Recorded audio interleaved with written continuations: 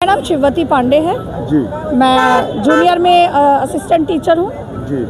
और आज हम लोगों ने ये पुतला इसीलिए फूका है कि हम लोग की 2011 के पहले की नियुक्तियाँ हैं। हम 99 की पोस्टिंग है सर। मैंने 94 में किया था और उस समय 25 बच्चों का बैच था। जनरल की 3 सीट थी जिसमें मैंने सिलेक्शन पाया था। क्या मैं आज इसी की ख़त्म हो गई मैं? और आज हमारी सिर्फ और सिर्फ एक मांग है कि 2011 के पहले वालों को टेट से छूट दे, वरना A to Z जितने भी डिपार्टमेंट में जिसकी भी 5 साल से ज़्यादा नौकरी, सब में एग्ज़ाम करे। वो चाहे पुलिस हो, चाहे मेडिकल में हो, चाहे वो वकील हो, चाहे वो जजेस हो, A to Z में फिर 55 जिसका 1 साल भी ज़्यादा उसका एग्ज़ाम कराए। हम तैयार हैं एग्ज़ाम देने के लिए, करवाएं वो ये चीज़ें। नमस्कार, आज हम गाज़ियाबाद में हैं। गाज़ियाबाद में यहाँ पे जयंत चौधरी के लिए आए, बात करेंगे लोगों से। जी भाई साहब, क्या नाम हुआ आपका? विजय भटनागर। भटनागर जी, आप किस लिए यहाँ पे आए हैं? क्या कारण था यहाँ आने का?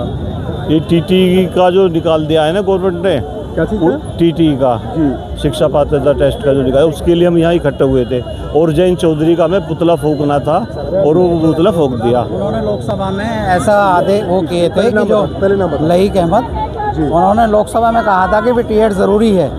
हमने ये कहा था कि 2011 से जो पूर्व के टीचर हैं उनको छोड़ दिया जाए, लेकिन उन्होंने ऐसा नहीं किया। इसके उस उपलक्ष्य में जयंत चौधरी जी का और प्रदेश नेतृत्व से ये आदेश हुए हैं कि वहाँ से हम जो है उसका जयंत चौधरी का पुतला फूकें। उस लिए हमने उस कार्यक्रम बुलाया टीचर्स को और उसको काम को पूरा किया। ये जो मामला है, इस मामले में क्या चाहते हैं आप लोग? हम ये चाहते हैं कि अगर कोई कानून 2009 में लाई है सरकार और 2011 में लागू किया गया है, तो 2011 के बाद जो भी टीचर लगे वो सब टीईटी दे के, हमारा टीचर एलिजिबल टेस्ट दे के ही उनको नौकरी मिली है। अब हमारे यहाँ कितने शिक्षक ऐसे हैं जो कोई 99 का लगा हुआ है, कोई 95 का लगा हुआ है, उनको भी जो 50-55 साल के हो रहे हैं उनको उनसे क्यों ये टेस्ट दिलवाया जा रहा है? और ऊपर से टीचरों के विरोध में ये केंद्रीय मंत्री द्वारा उल्टे सीधे बयान दिए जा रहे हैं। ये बंद हो, इसीलिए पुतला फूका है। हाँ जी। आपका सरकार से क्या कहना है, क्या मांग है? देखिए, सरकार देखो विकास पे काम कर रही है, नो डाउट। उसने बहुत अच्छे काम किए, मंदिर निर्माण कराया, मतलब विकास कार्य भी किया, रोडें बनवाना, एक्सप्रेस वे बनवाना, सभी कुछ किया है। तो हम ये चाहें कि हमारी शिक्षा के लिए भी काम किया जाए। और ये नहीं कहते कि नहीं काम किया है शिक्षा में। उन्होंने विद्यालय खोले, मेडिकल कॉलेज खोले, सब कुछ खोले। तो फिर एक परिषदीय विद्यालय, तो उनके शिक्षकों के साथ ये अन्याय क्यों? उन्हें भी रहने दो, वो भी अपनी क्षमता के हिसाब से ही आए हैं। उन्हीं में वो क्षमता थी तभी वो इस पद पे आए हैं। अब उन्हें आधे रास्ते पे क्यों निकाला जाए? उनसे अपनी क्षमताओं को दोबारा से क्यों प्रूफ करने के लिए कहा जाए? या तो वो मान लें, देखो सभी में अपना एक ईगो होता है, वो मान लें। जैसे हमसे मांगी है तो और विभाग के कर्मचारी हैं, वो भी सरकारी कर्मचारी हैं, गैर सरकारी होंगे, वो भी अपनी क्षमताओं का प्रदर्शन करें तो शायद उन्हें बुरा ना लगे।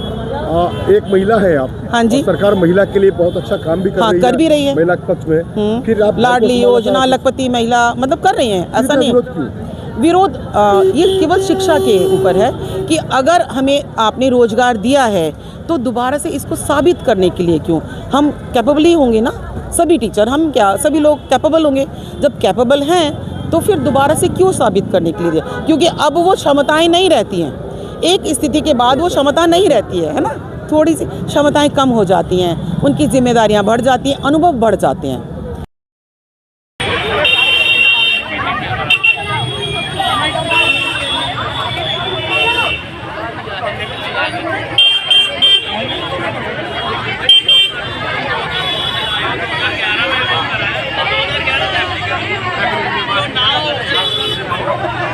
बात